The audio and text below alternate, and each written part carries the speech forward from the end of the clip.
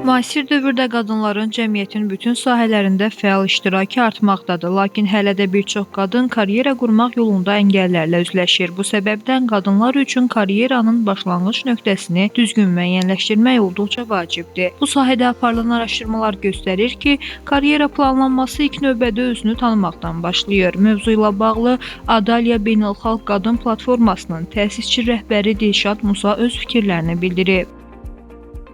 Qadınların karyera təməli qurarkən ilk öncə təbii ki, onlar özlərinə hər hansı bir peşə seçirlər, amma bu peşə seçməklə də məhdudlaşmamalıdır.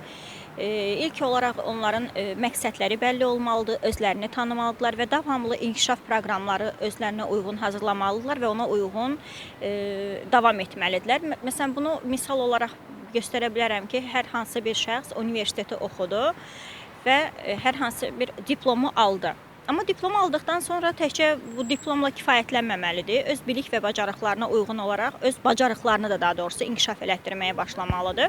Biliklərlə sadəcə diplomla kifayətlənməməlidirlər. İlk olaraq özlərini tanımalıdırlar. Biz kimik və nə istəyirik? Ümumiyyətlə bizim həyatda istəyimiz nədir? Ola bilər ki, valideynlərin səyi nəticəsində və yaxud da ki, valideynlərin təkidi nəticəsində istədikləri bir diplomu almayıblar, amma içlərində başqa potensial var, onu üzərə çıxarmaq istəyirlər və birinci olaraq özlərini tanıyıb, o içlərindəki potensialı bilib və potensiala uyğun olaraq davam elətdirirlər. Onda qeyd edək ki, iş sahibi olmaq istəyən xanımlar ilk növbədə hansı sahədə işləmək istədiyini, maraqlarını, güclü və zəif tərəflərini aydın şəkildə araşdırmalıdır. Ardınca qısa və uzunmüddətli məqsədlər müəyyənləşdirməlidir.